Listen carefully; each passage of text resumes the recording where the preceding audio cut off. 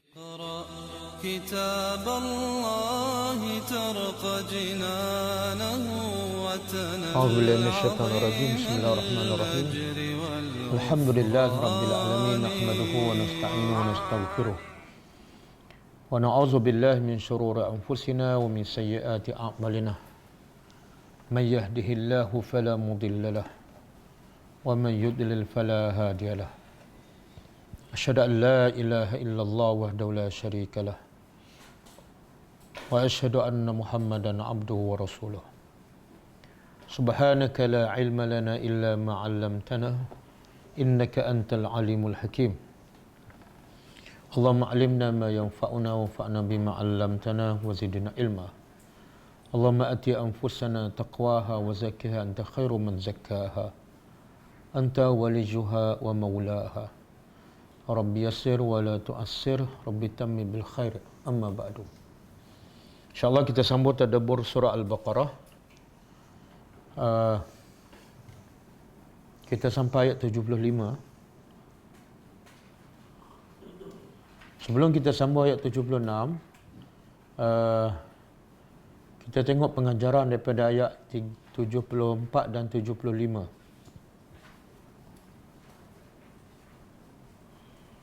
Ayat 74, A'udzubillahi minasyaitonirrajim.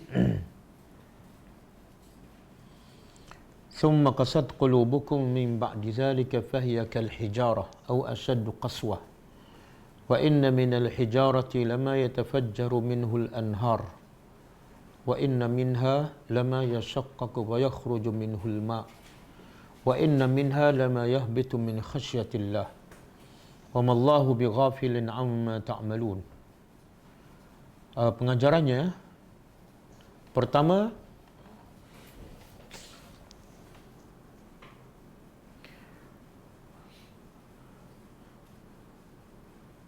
Allah mencela Bani Israel.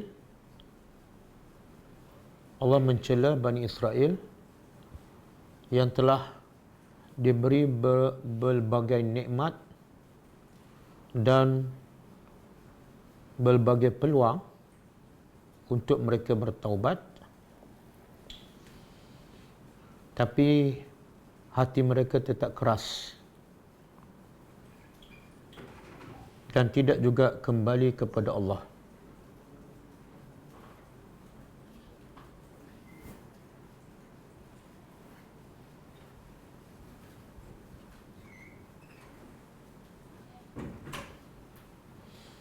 Yang kedua, musibah yang paling besar yang menimpa manusia di dunia ialah hati yang keras ataupun hati yang mati.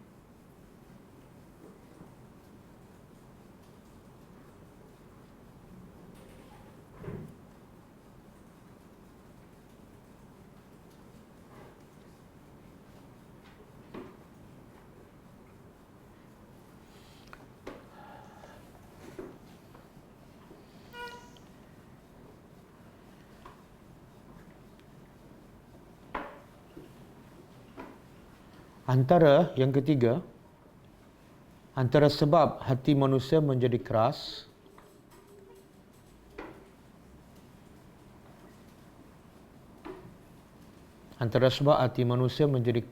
ialah selalu melanggar perjanjian dengan Allah dan perjanjian dengan manusia.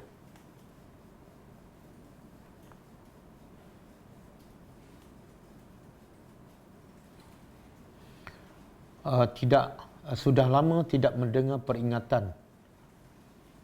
Ini antara sebab hati keras. Sudah lama tidak mendengar peringatan daripada Al-Quran dan Sunnah Nabi.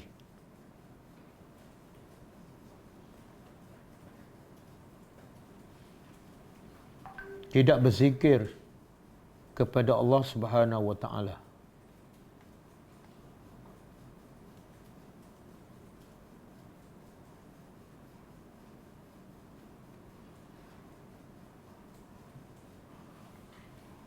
Makan makanan yang haram.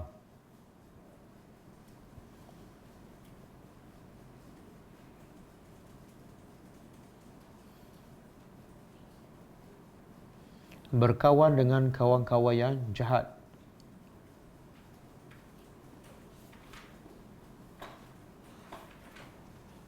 banyak makan, banyak tidur,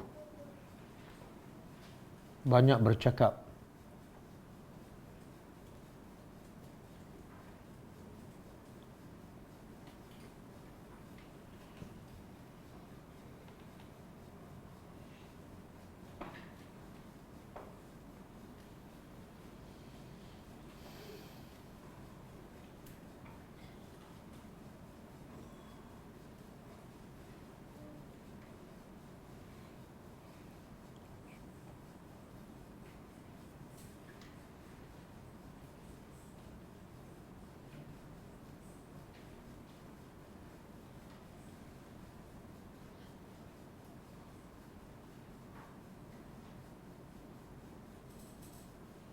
Ada satu hadis Nabi sebut, la tuksiru al-kalam ghairi zikrillah fa innaha taksu al-qulub. Maksud dia, jangan kamu banyak bercakap selain daripada zikrullah, kerana ia akan mengeraskan hati.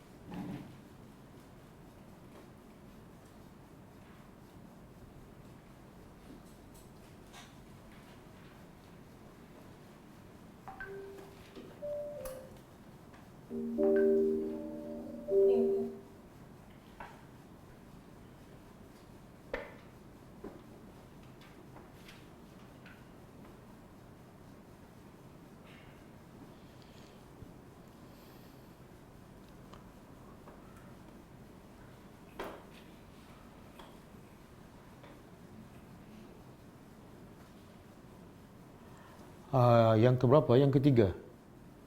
Yang keempat. Kebesaran Allah Subhanahu Wa Taala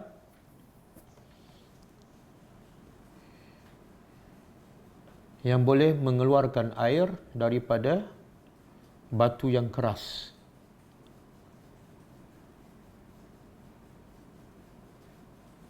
Dan batu boleh jatuh dan pecah kerana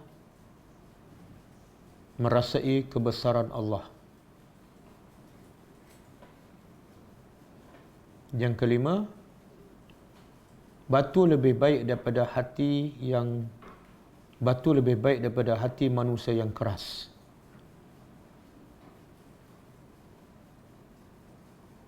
Kerana ada batu yang dapat mengeluarkan air dan dimanfaatkan oleh manusia dan binatang.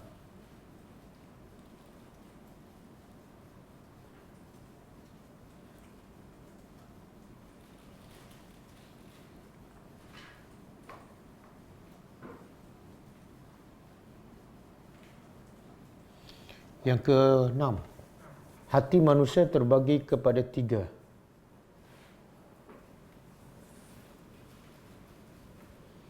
Hati yang hidup ataupun salim,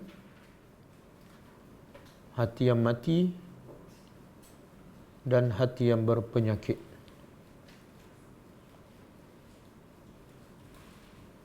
Yang ketujuh, tanda-tanda hati yang salim ataupun yang hidup ialah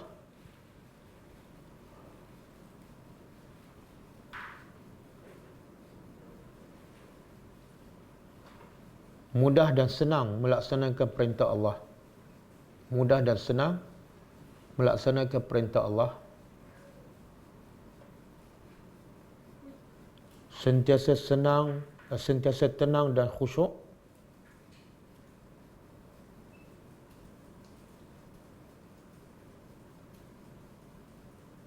Tetapi dalam masa yang sama takut.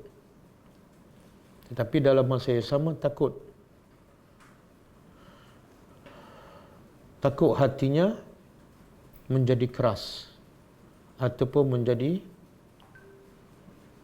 hati yang munafik.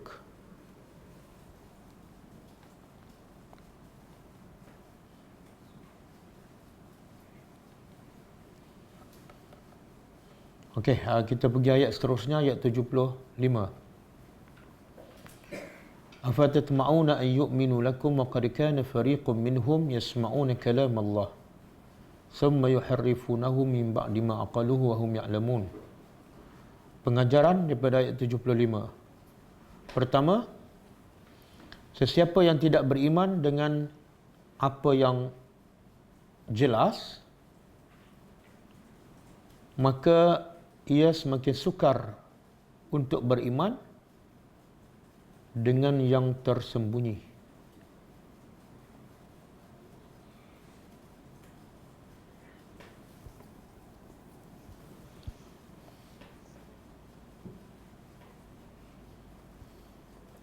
Macam mana tu?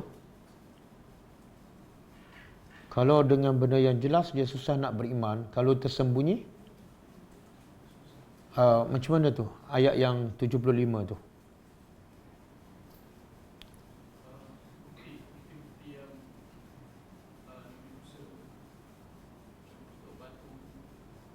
Itu ayat 74. Ayat 75 Allah menegur Nabi dan sahabat kan.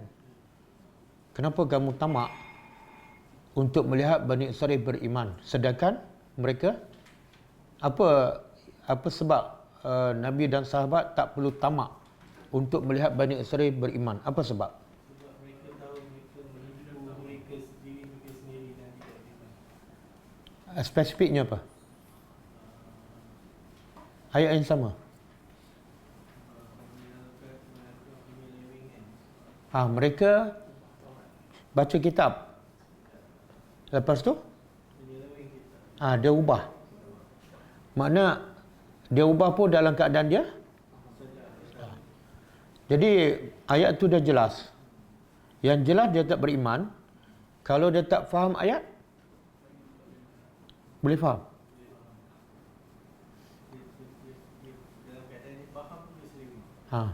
Kalau dia tak faham langsung, lagi susah nak beriman. Boleh faham? Jadi pengajaran kedua, sesiapa yang tidak memahami ayat-ayat Allah, dia tidak mungkin beriman.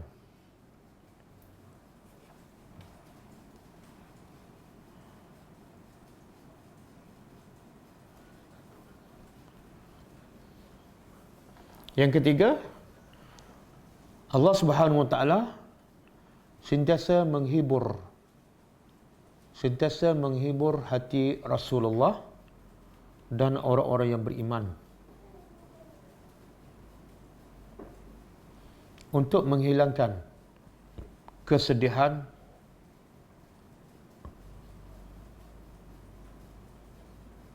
Rasulullah.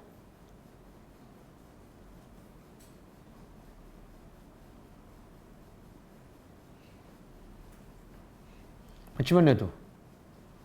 Macam mana Allah menghiburkan Nabi dalam ayat 75? Allah ceritakan tentang Nabi yang terdahulu, kisah-kisah Nabi terdahulu. Bukan. Ayat 75 Allah menegur Nabi, jangan tamak. Jangan tamak untuk melihat Bani Israel beriman. Jadi jangan tamak tu, ayat tu adalah hiburan kepada Nabi. Macam mana? Supaya tak payah nak berharap sedih atau berharap sangat Dengan Allah bagi tahu mereka ni tak mungkin beriman. Buktinya yang mereka faham pun mereka ubah kan. Jadi bila Allah cerita, tak payah harap lah sebab perangai mereka macam ni, Nabi jadi lega lah. Kalau tak, Nabi masih mengharap dan tamak. Okey, yang ketiga,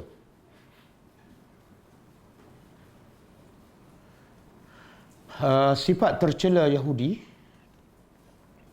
yang suka mengubah ayat-ayat Allah dalam keadaan mereka faham. Sifat tercela Yahudi yang suka mengubah ayat Allah dalam keadaan mereka faham. Okey, kita sambung ayat seterusnya.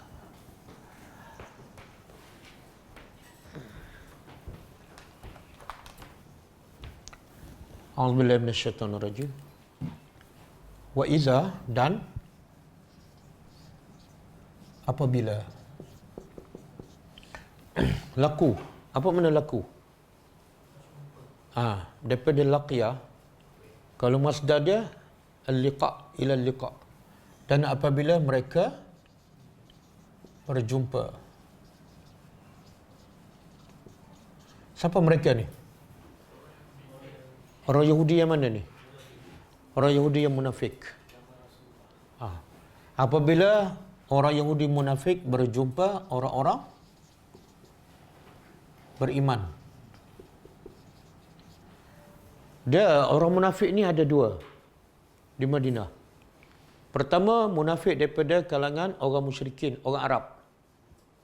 Itu Allah sebut di awal surah Baqarah kan? Ayat 14. Wa idza laqul ladzina amanu qalu amanna wa idza khalau ila syayatinihim qalu inna ma'akum. Itu cerita orang munafik daripada kalangan musyrikin. Yang ketua dia siapa? Ketua munafik Abdullah bin Ubay. Okey. Ayat ni menceritakan orang munafik daripada kalangan Yahudi. Biasa musyrikin munafik daripada orang Arab. Ini munafik daripada Bani Israel. Bani Israel bukan bangsa Arab. Okey, bila orang munafik ni ada? Bila wujudnya munafik? Bila Islam kuat. Dia munafik ini sebenarnya hubungan individu. Bila Islam kuat, munafik pun jadi kuat. Bila Islam lemah, munafik pun lemah. Boleh faham? Boleh faham? Bila Islam lemah, munafik pun akan jadi lemah lah. Dia tak perlu kuat lah sebab Islam lemah. Munafik akan jadi kuat bila Islam tu semakin kuat. Sebab apa? Bila Islam semakin kuat, dia semakin nak sembunyikan kekufuran dia. Maka dia akan menjadi kuat. Sebab itulah Islam di Mekah kuat ke lemah? Semasa di Mekah lemah. Ada tak orang munafik? Tak ada. Kenapa dia nak sembunyikan Islam lemah? Okey, qalu, bila mereka jumpa orang beriman, mereka berkata, amanna, kami telah beriman. Kami telah beriman dengan siapa ni? Dengan Nabi Muhammad, dengan hari akhirat. Okey, ini bila jumpa orang beriman. Wa idza khala, dan apabila khala, mereka, sebahagian mereka, khala dia terjemah apa tu? Kembali ataupun beredar. Sebahagian mereka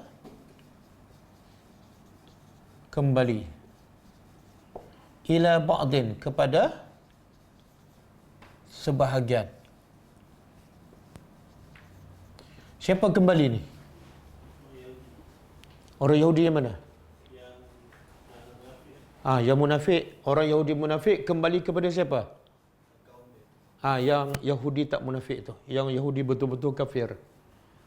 Maka qalu, mereka berkata. Mereka ni mana Yahudi yang kafir, yang bukan munafik.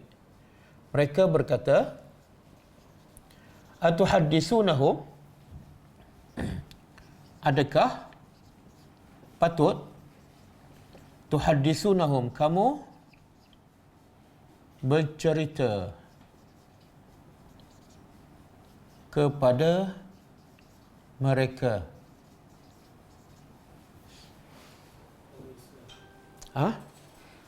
yang bercakap ni ialah Yahudi yang kafir, dan dia bercakap pada Yahudi yang munafik. Apa yang dia cakap? Kenapa? Adakah patut kamu cerita kepada mereka, iaitu orang beriman? Apa Yahudi munafik cerita pada orang beriman? Bima fatahallah, dengan apa yang fatah ni makna buka, kan? Fatah makna buka. Iza jaa nasrullahi wal fathu. Jadi fatah makna buka, tapi di sini apa maksud dia? Keterangan dengan apa yang telah Allah terangkan. Alaikum, ke atas kamu.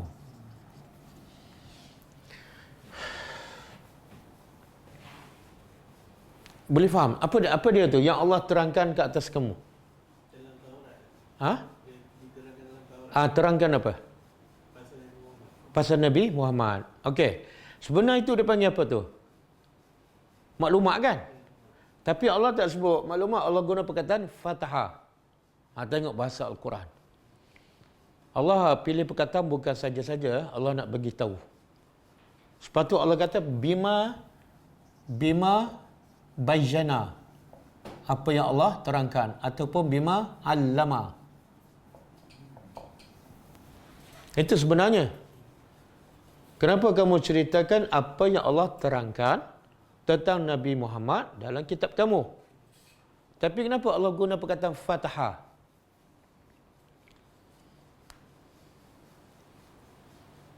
Fatah makna buka kan? Oh. Mungkin itulah poin yang paling penting. Yalah, kenapa Allah guna perkataan buka? Dia sebenarnya maklumat. Apa dia? Mungkin dia orang sembunyikan ke? Bukan rahsia. Dia orang sembunyikan benda tu. Takkanlah apa yang Allah buka rahsia. Yang buka rahsia siapa? Yahudi. Tapi ini Fatah Allah yang buka. Allah buka apa yang mereka sembunyi hidayah. Ha?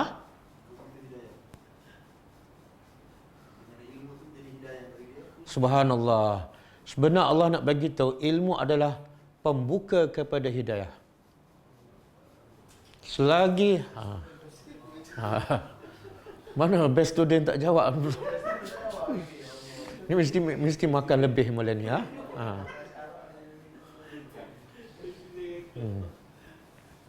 Dia selagi manusia tidak ada ilmu, hati dia tertutup. Seolah dia ada dalam kegelapan. Ilmu tu adalah sebagai pintu yang membukanya untuk mendapat hidayah Allah. Boleh? Jadi kenapa kamu cerita pada orang beriman apa yang Allah ceritakan, apa yang Allah terangkan dalam kitab Taurat tentang Nabi Muhammad. Kemudian liyuhajukum. Lam ni bukan lam ta'lil, dia panggil lam al-aqibah. Yang mengakibatkan. Yang mengakibatkan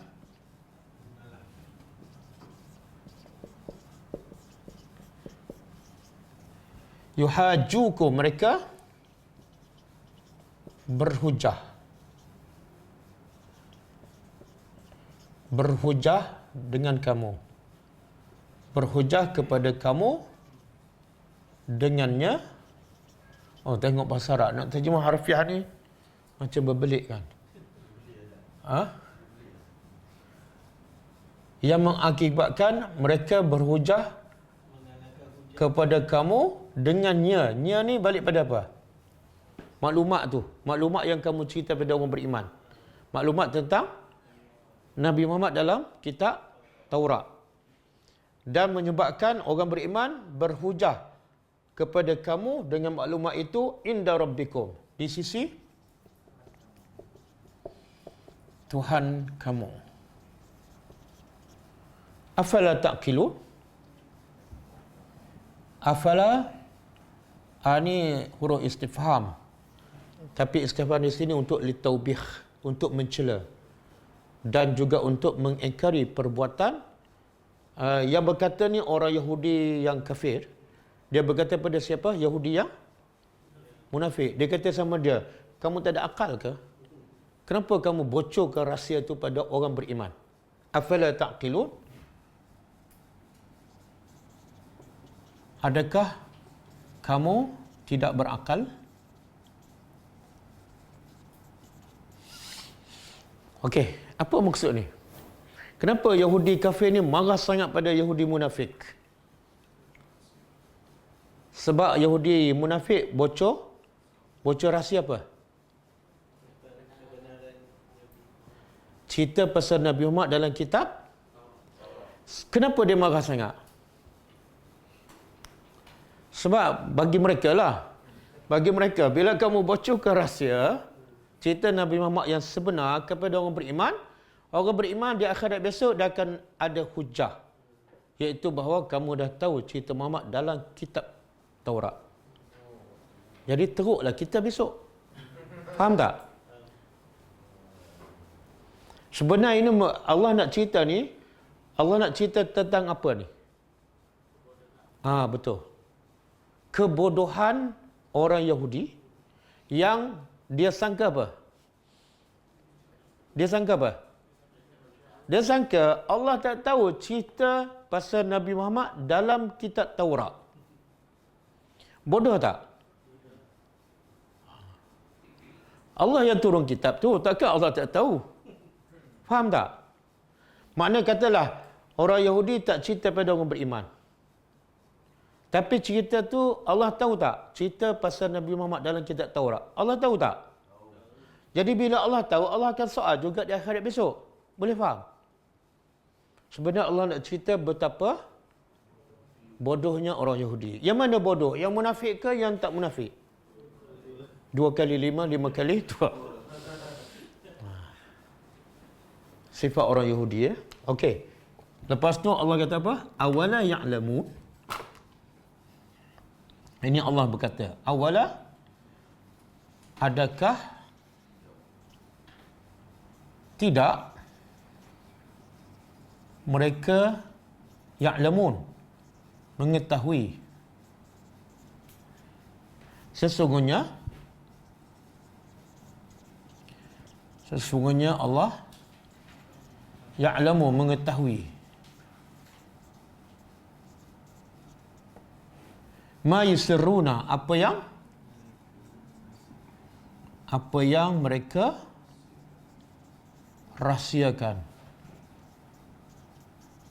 wa ma yu'linun, dan apa yang mereka zahirkan. Yu'linu tu dalam bahasa Arab daripada a'lana.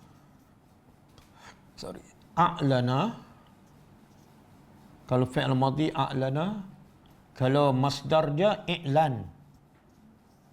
Yu'linun i'lan. I'lan ni dia jadi bahasa Melayu kan? Bahasa kita apa sekarang? Viral. Viral. Jadi Allah tempelak mereka. Dua-dua ni, Yahudi munafik dengan Yahudi kafir. Tidakkah mereka tahu bahawa Allah sebenarnya tahu apa yang mereka rahsiakan dan apa yang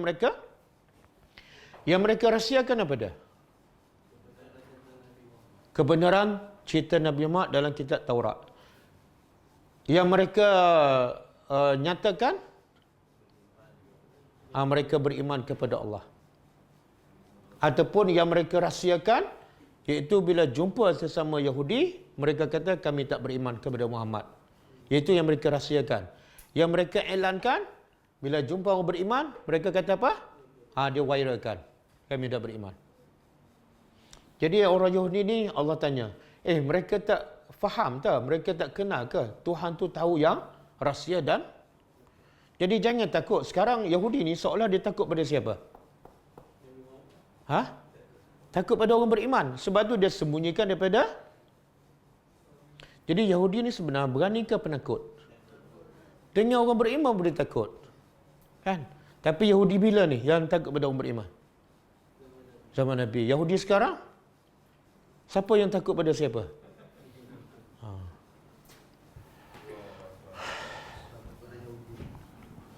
Hebat tak? Hebat Nabi dengan orang beriman kan? Menyebabkan orang munafik Yahudi ni kecut perut. Semua benda nak dirahsiakan. Tapi sekarang tak ada.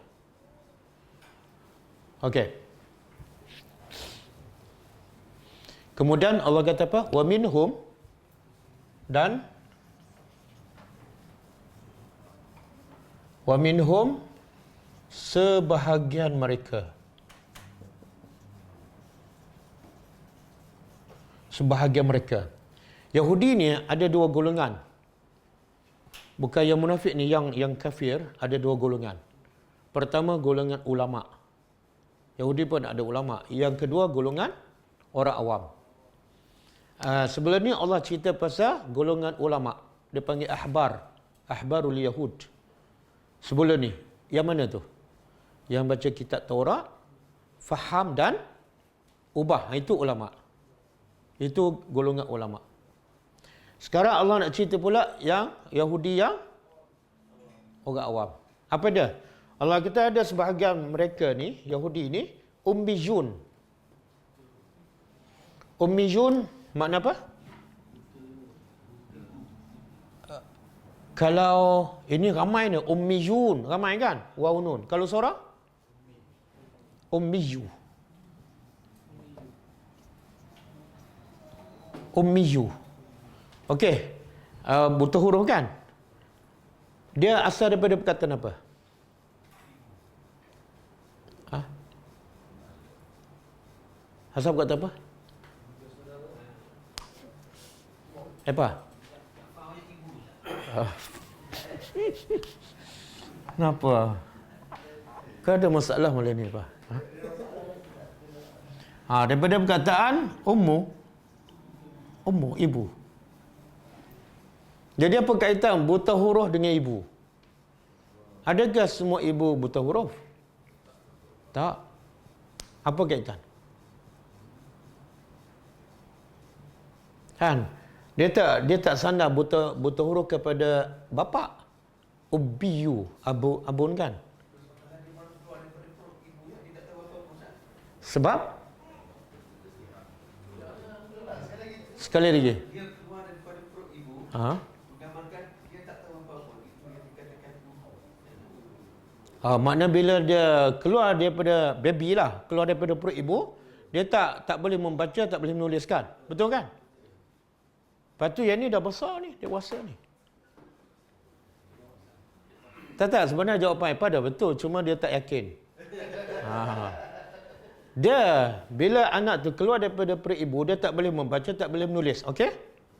Kalau dia sampai ke besar pun, umur 40, masih tak boleh membaca, masih tak boleh menulis, seolah dia baru je dilahirkan oleh ibu. Maka sebab tu dia sandar pada ibu.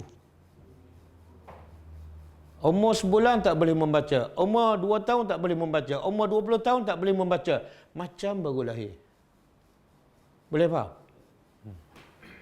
Okey. Sekarang Allah kata pada siapa ni? Ummiyun, buta huruf. Sebahagian mereka buta huruf. Tak boleh membaca dan tak boleh menulis. Allah sandar pada siapa ni? Tengok, Allah nak cela ni. Siapa yang ada sifat ni, walaupun dia bukan Bani Israel, dia tercela. Apa sifat apa ni? Buta huruf. Buta huruf yang mana ni? Tengok selepas dia. Ummiyun makna dia ialah la ya'lamunal kitab. Mereka tidak faham isi kitab. Allah nak cela ni. Ada kitab tapi tak faham. Boleh? Kat mana tu celaan? Kat mana celaan? Dalam perkataan apa? Buta huruf. Buta huruf ni sifat terpuji ke sifat tercela? Tercela. Tapi Nabi Muhammad buta huruf tak? Tercela ke terpuji? Tadi kata sifat buta huruf tercela. Kalau buta huruf duduk pada Nabi terpuji. Kalau duduk pada orang awam tercela. Tapi Nabi faham. Dia buta huruf tapi dia faham kata-kata. So dia tak tercela. Yalah, tapi tak apalah. Yang faham tu nombor 2. Tapi sifat tak boleh membaca dan tak boleh menulis. Sifat terpuji ke tercela? Untuk Nabi terpuji. Untuk orang lain tercela. Betul? Itu jawapan dia apa tu? Kebetulan. Kalau Nabi tak buta huruf, nanti orang Yahudi dakwa Al-Quran Nabi yang menulis. Ada dalil?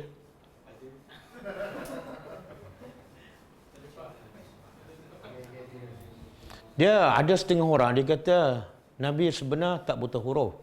Sebab sifat buta huruf ni sifat yang tak baik. Jadi tak patut kita sandar sifat tak baik kepada Nabi. Ya Allah.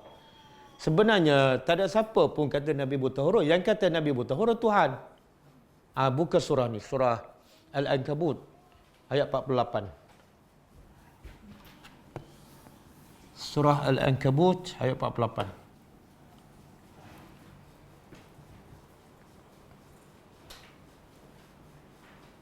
Apa dia permulaan dia? Wa ma kunta tatlu min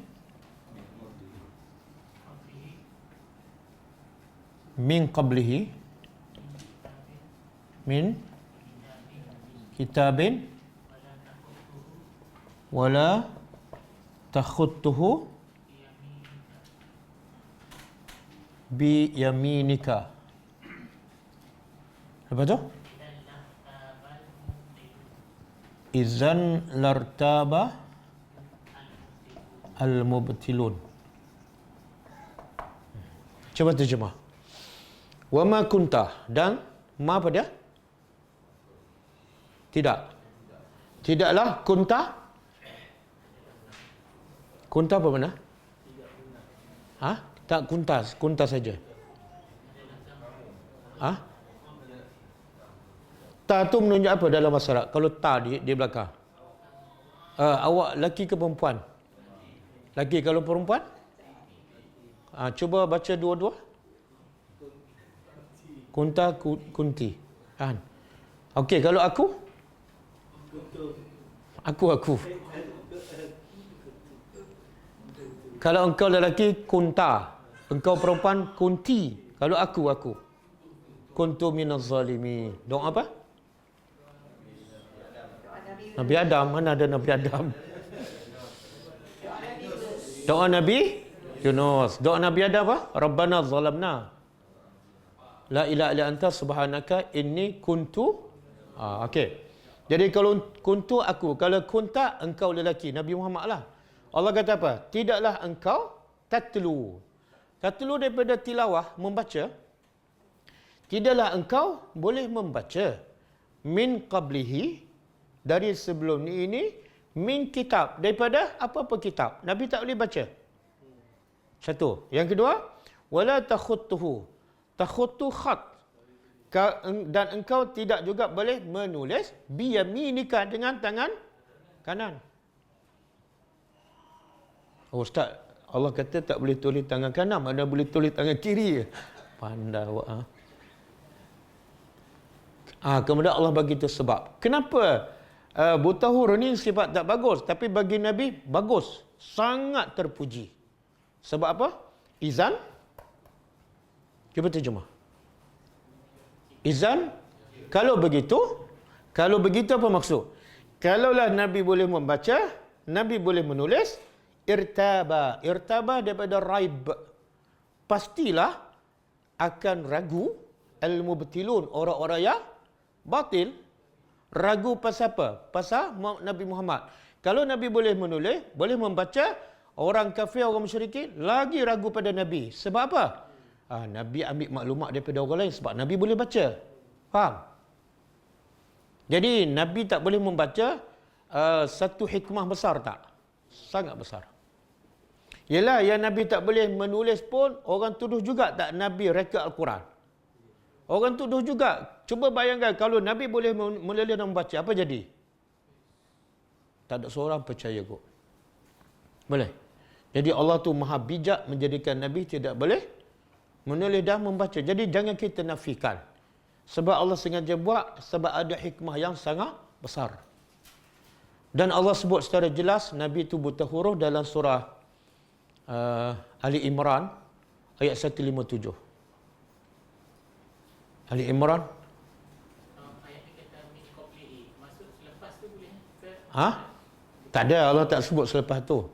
Makna sebelum ni, makna Allah nak bagi tahu memang daripada sebelum ni pun kamu tak boleh menulis dan membaca dan berterusan. Ada orang kata Nabi lepas tu boleh menulis. Apa dalil? Dia guna yang ni tak? Dia cakap, Allah cakap sebelum. Maksud selepas tu boleh. Tapi Allah tak sebut selepas tu Nabi boleh menulis. Allah tak sebut. Bila Allah tak sebut, jangan tambah-tambah. Surah apa ni? 157.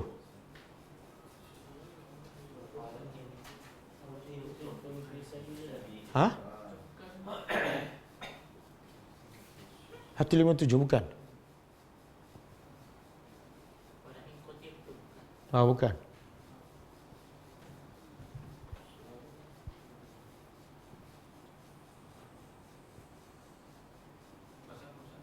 Pasal inilah Nabi adalah seorang yang buta huruf. Ummiyu. Kejap.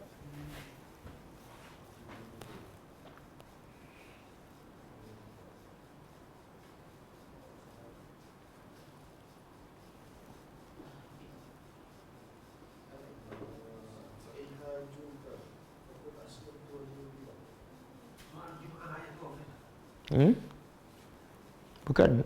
Allah sebut betul-betul al-ummiyu. Silap surah. Ayat surah Al-A'raf. Ayat 157. Surah Al-A'raf. Allah kata apa? Allazina yattabi'una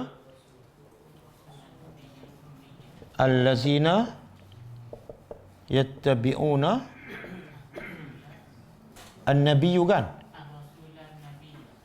Ar-Rasul An-Nabiyya Al-Ummiyya. Ni ayat ni Allah sebut jelas.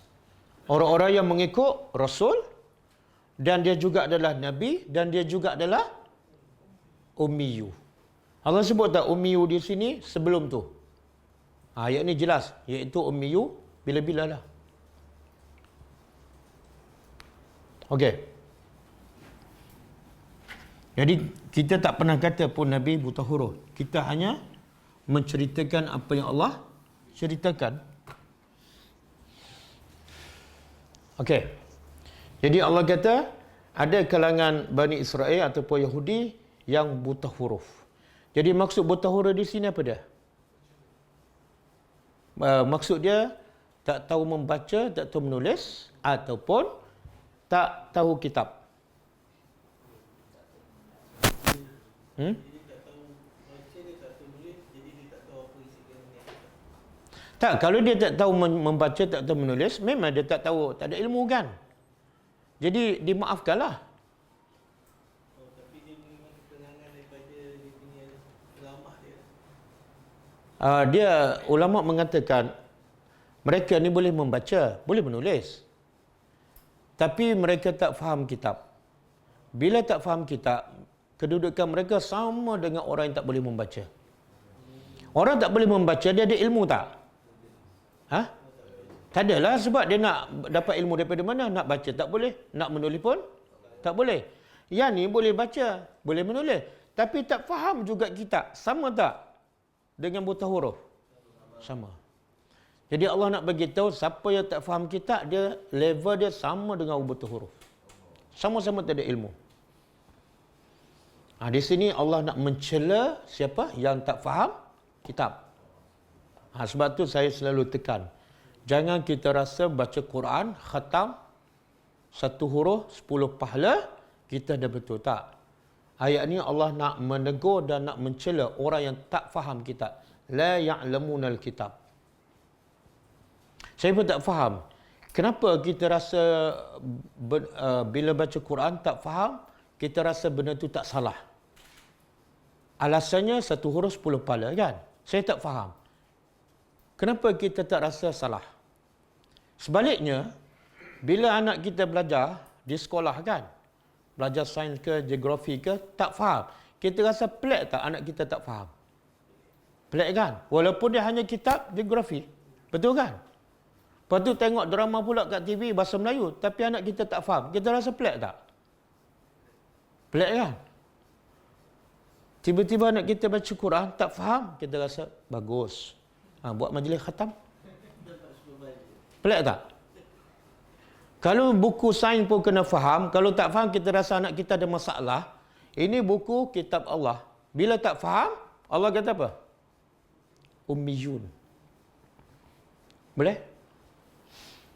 Kemudian mereka tak tahu kitab itu illa kecuali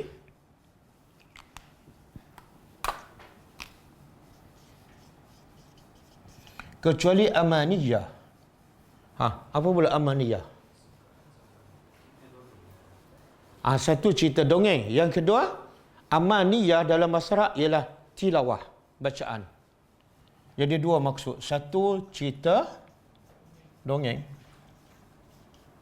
Yang kedua, bacaan. Semata-mata. Kalau kita baca buku tafsir Sa'di ke, ada terjemah amaniyah ialah tilawah. Apa makna ni? Allah nak mencela orang yang tak tahu kitab kecuali hanya bacaan saja. Baca dia tahu. Tajwid dia okey. Tarannum lagi okey. Tapi tak faham. Allah mencela. Kan? Sebab tu orang Arab bila dia tengok orang Melayu baca Quran, dalam mindset dia apa dia? Orang Melayu hebat bahasa Arab. Sebab baca Quran tu kadang-kadang lebih baik daripada orang Arab. Makhraj dia, tajwid dia, tarannum dia. Lepas tu bila tanya mas muka, bela je. Sebab sebutan orang Melayu bila baca Quran kadang-kadang sama dengan orang Arab. Tapi bila bercakap tak boleh. Okey.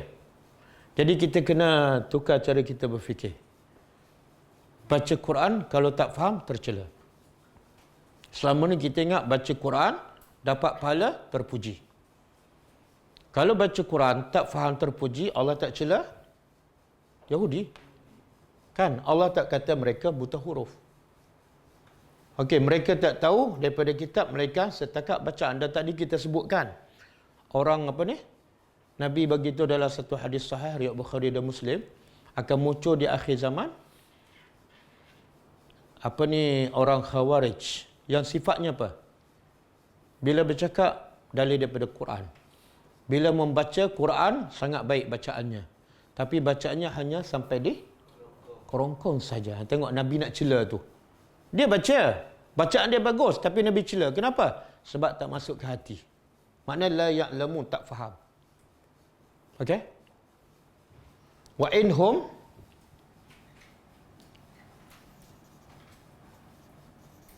dan tidaklah mereka illa kecuali yazunnun. Apa makna yazunnun?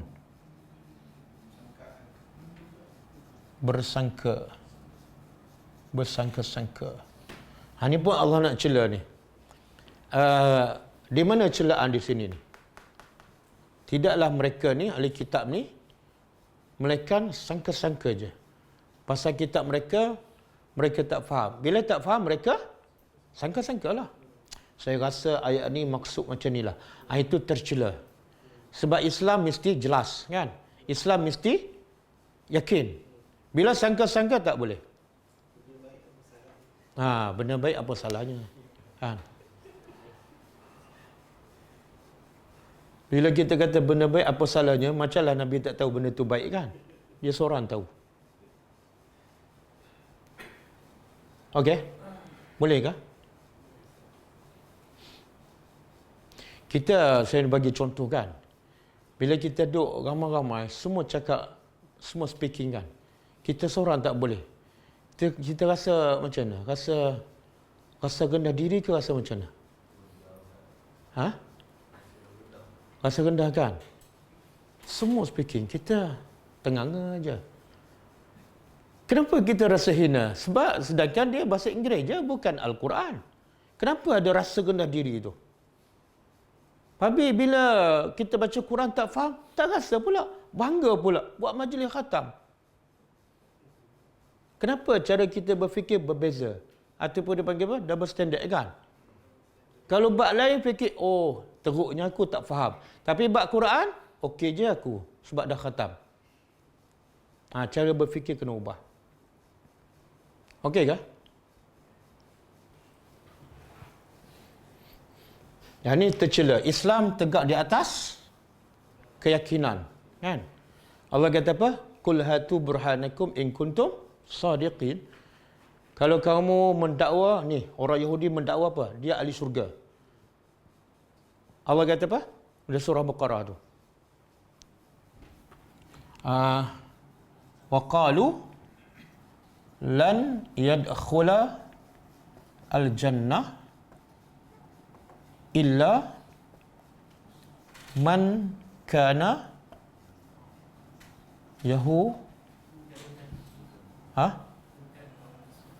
illa man kana hudan au nasara.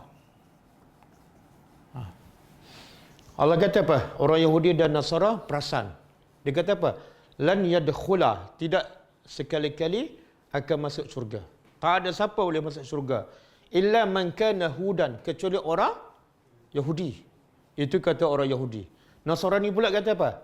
Tidak sekali-kali akan masuk syurga kecuali orang Nasrani. Allah kata apa lepas tu? Tilka amani. Ni amani. Tilka amani yuhum. Allah kata itulah cerita dongeng mereka. Lepas tu Allah cabar. Allah kata apa? Kul hatu burhanakum in kuntum sadiqin.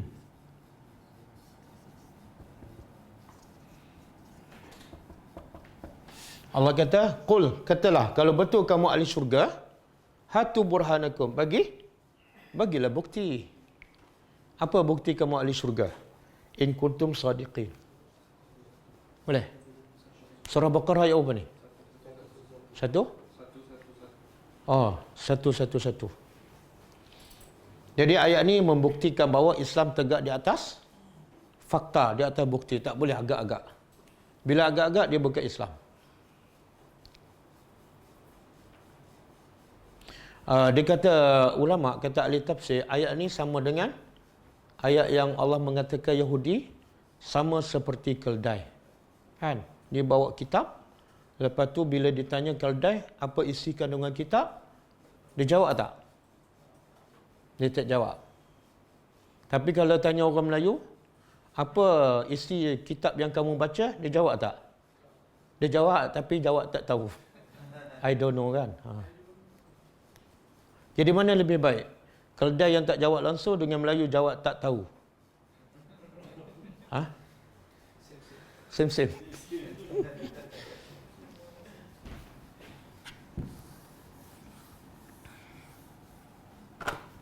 Okey? Cukup lah? Ayat pun dah habis. Habis yang tertulis. Zoom ada soalan ke? Assalamualaikum Ustaz. Assalamualaikum warahmatullahi. Tentang hadis Rasulullah berkenaan dengan golongan Khawarij tadi. Sallallahu alaihi wasallam. Ya. Golongan Khawarij ini dah wujud bukankah semenjak zaman Rasulullah yang mana ada kalau tak saya dah Allahu a'lam, ada satu hadis yang Rasulullah menggelar mereka sebagai anjing neraka. Tapi maksud hadis yang saya baca tadi, Nabi kata akan muncul. Maknanya belum muncul di zaman Nabi. Dan dia muncul, Khawarij ini ada pendapat mengatakan ialah kumpulan yang asalnya penyokong Sayyidina Ali. Kemudian dia keluar. Adapun Syiah penyokong Sayyidina Ali. Yang satu bahagian lagi, satu kumpulan, dia keluar daripada menyokong Sayyidina Ali. Keluar tu dia panggil Khawarij, daripada Kharijah. Jadi masa Nabi cakap belum ada. Dia muncul ketika zaman Sayyidina Ali. Wallahu a'lam. Baik, jazakallahu khairan. Wa anti fajazakallahu khairan. Assalamualaikum warahmatullahi wabarakatuh. Saya nak tanya, masjid-masjid di kawasan saya akan bertanding memasang speaker yang digunakan juga untuk tujuan selain pada azan, mengganggu orang yang solat di rumah termasuk wanita dan kanak-kanak. Daripada Isya sampai habis tarawih 20 rakaat dan witir 3 rakaat. Bising yang amat, apa hukumnya? Hukumnya berdosa lah. Sebab Allah mengatakan, Nabi sebut dalam satu hadis, Al-Muslim. Siapa Muslim yang sebenar? Man salima al-Muslim min lisanihi wa yadihi. Muslim yang sebenar ialah, ini ciri-ciri Muslim. Nabi tak kata Muslim yang solat, Muslim yang solat malam. Tak. Muslim yang sebenar ialah yang orang Islam lain selamat daripada lidah dan tangannya. Maknanya lidah kita tak menyakiti hati orang, tangan kita tak menyakitkan hati orang. Itu Muslim. Bila kita pasang speaker kuat, menyakitkan hati orang tak? Ya. Kadang-kadang satu taman mengganggu. Kenapa kita nak kuatkan? Cuba fikir secara logik. Kenapa kita nak kuatkan? Nak suruh orang dengar. Dia kalau nak dengar, dia datang masjid lah. Bila tak nak datang masjid, dia tak nak dengar lah tu. Jangan paksa orang mendengar. Kan? Begitu juga kisah seorang wanita yang Nabi kata, bila ditanya pada Nabi, wanita ni solat malam banyak. Sedekah pun banyak. Puasa sunat pun banyak. Tapi satu je, dia menyakiti jiran. Nabi kata apa? Ahli neraka. Jadi menyakiti jiran ni bukan benda kecil lah. Menyebabkan seseorang masuk neraka. Jadi tolonglah faham AJK masjid, pengurusi nazirkan. Dan cuba berfikir dengan logik. Kalau tak nak terima dalil pun, fikir secara logik. Untuk apa pasang kuat? Untuk siapa? Kan? Dia agama tak boleh nak paksa kan? Nak paksa orang dengar. Tak boleh. Kadang-kadang dia yang dipasang kuat tu dia baca Quran. Yang tukar pasang pun tak faham. Yang jiran sebelah pun tak faham juga.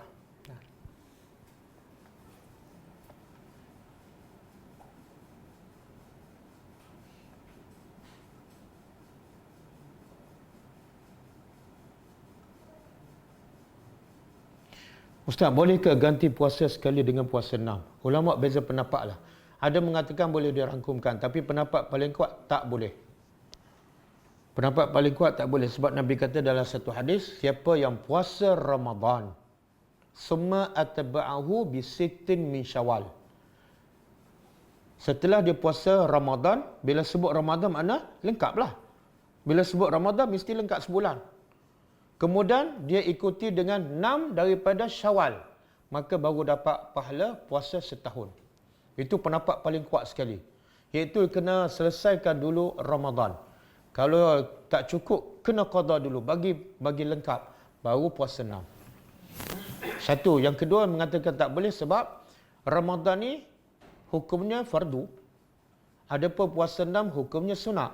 Dia tak boleh nak gabung antara fardu dengan sunat. Macam kita solat zuhur lah kan. Boleh tak kita solat zuhur gabung sekali dengan solat niat sunat ba'diyah? Boleh tak? Tak boleh.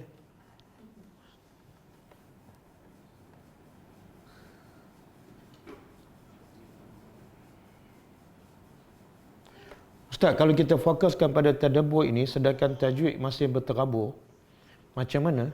Selalu ditakutkan dengan akibat dia sejak bila kita sedar tajwid kita berterabur? Sejak bila kita sedar? Dia masalah awam kita, bila dia sedar tajwid berterabur? Bila masuk Ramadan. Sebelah bulan dia rasa okey je tajwid dia. Sebab tu bila tengok tipu daya syaitan, talbisu iblis. Masuk bulan Ramadan dia fikir nak betulkan tajwid. Kalau aku baca seorang, salah ni, berdosa. Sebelah bulan dia tak fikir macam tu. Akhirnya dia akan rugi.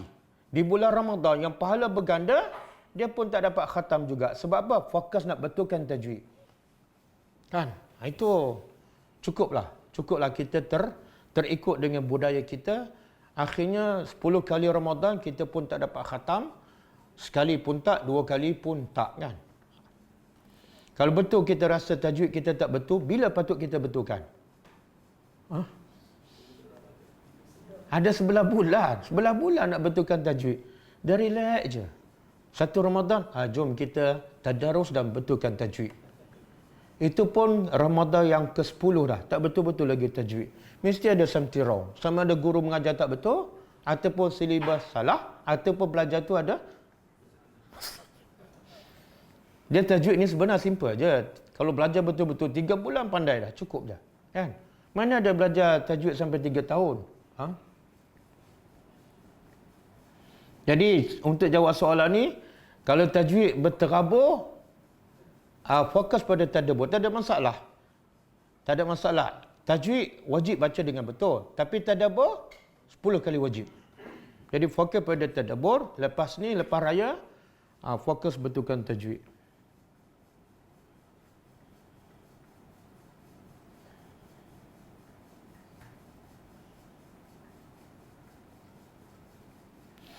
Assalamualaikum, Waalaikumsalam. Apa pendapat Ustaz tentang bersedekah tapi bersyarat? Apa syaratnya? Apa syarat dia? Saya tak jelas. Allah bagi syarat bila nak bersedekah kan, iaitu syarat dia mesti kerana Allah. Kemudian yang kedua, jangan batalkan pahala sedekah dengan manna dan azab. Kalau ikut syarat Allah, tak ada masalah. Tapi kalau ikut syarat kita, aku nak bersedekah. Syaratnya apa? RM10 je. Lebih pada tu aku tak nak. Baik, tak bayar sedekah.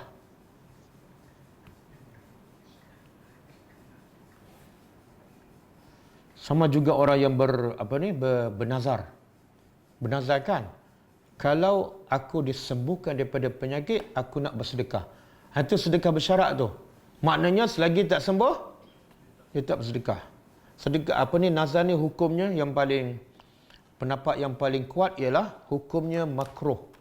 Sebab dia adalah, Nabi sebut dalam satu hadis, yang bernazar ni tidak keluar melainkan daripada orang yang bakhil. Orang yang bakhil ni suka bernazar. Kenapa dia bakhil? Sebab dia bersyarat dengan Tuhan. Kalau engkau seolah kalau engkau bagi sembuh, aku sedekah. Kalau tak adalah. Sedekah Allah bagi dia sihat dah lama, 50 tahun dah. Kenapa tak bersedekah?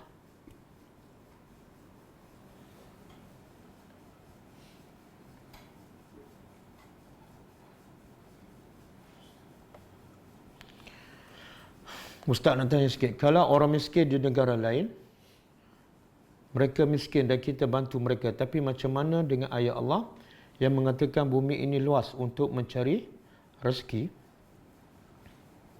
Jadi patutkah mereka keluar daripada kawasan mereka? Kawasan ini macam negeri Afrika yang miskin ataupun negara-negara yang miskin lain. Dia sebenarnya Nabi ada pesan kepada Muaz bin Jabal apabila Nabi utuskan Muaz bin Jabal berdakwah ke Yaman. Pertama, Nabi kata apa pada Muaz? Ajarlah mereka la ilaha illallah, kenal Tuhan. Bila mereka kenal Tuhan, yang kedua ajar mereka solat. Bila mereka dah solat dengan betul, yang ketiga ambil zakat daripada orang kaya mereka, iaitu orang kaya tempat tu, dan agihkan juga kepada orang fakir di tempat itu. Jadi Allah tu maha bijak. Allah jadikan di tempat yang ada orang miskin, mesti ada orang kaya. Tempat ada orang kaya, mesti ada orang miskin. Jadi kalau semua orang kaya di tempat masing-masing main peranan dan keluarkan zakat, tak perlu kita agihkan zakat di tempat yang jauh. Tapi kadang-kadang orang tempat tu tak keluarkan zakat, maka memerlukan kita hantar daripada jauh. Jadi tak salah, cuma keutamanya ialah zakat itu hendaklah diagihkan kepada orang fakir tempat kita keluarkan zakat tu.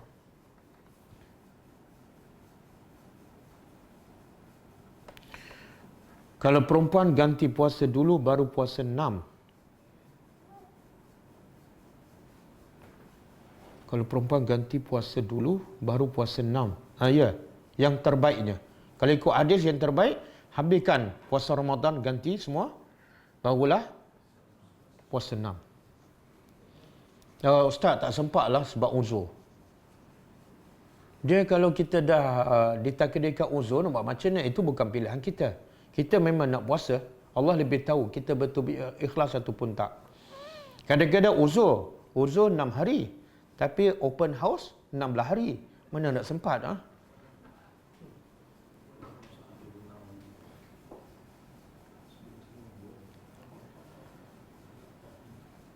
InsyaAllah 1 hari bulan hari apa? Sabtu Ahad. Sabtu kan? 1 hari bulan ni kita akan ada tadabbur edisi khas. Memburu Lailatul Qadar. Pukul 10.30 pagi. Saya tengok tak ada soalan pasal Lailatul Qadar. Ada banyak soalan pasal puasa 6.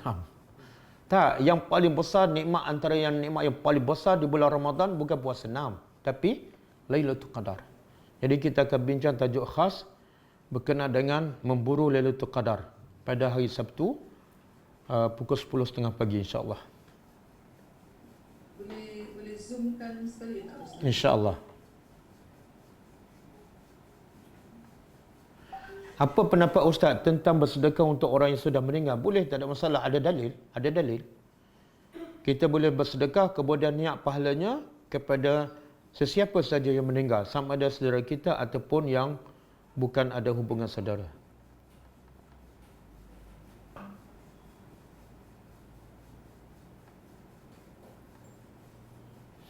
Contohnya sebuah organisasi memberi zakat perniagaan, tapi dengan syarat perlu ada hubungan perniagaan. Tak bolehlah.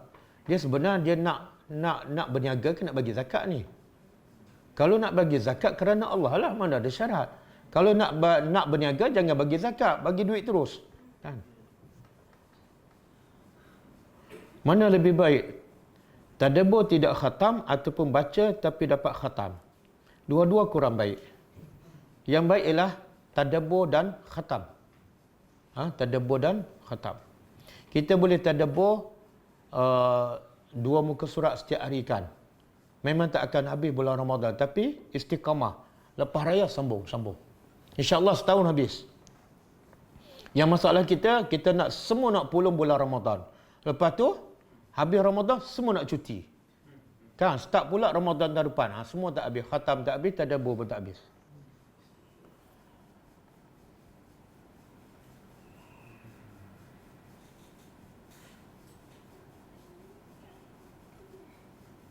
Assalamualaikum Ustaz. Solat fardu zuhur, asar dan maghrib bersendirian di rumah, tapi isya dan tarawih berjemaah di masjid. Apa pandangan Ustaz?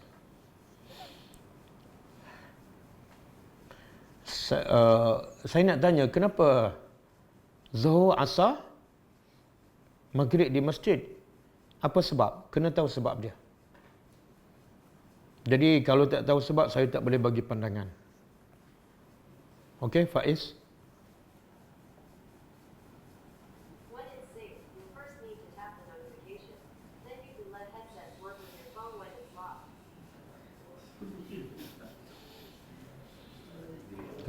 Location ke mana tu?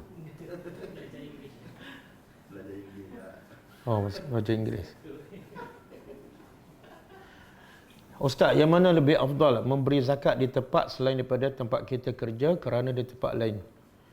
Yang afdal saya sudah sebut tadi, iaitu bagi zakat di tempat kita bekerja.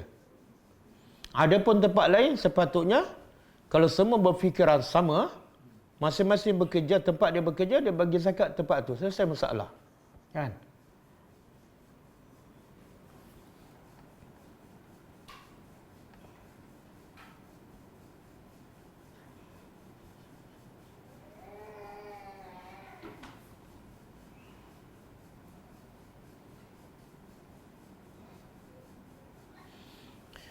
Soalan terakhir, budaya pentingkan tadarus dan betulkan tajwid berbanding tadabbur dah berakar ummi dalam masyarakat. Ustaz-ustaz yang suruh tadarus ajar taranum, ustaz ajar tajwid tak tadabbur juga ke? Ini bukan soalan ni. Alhamdulillah ustaz beransur pulih daripada batuk. Pun bukan soalan ni.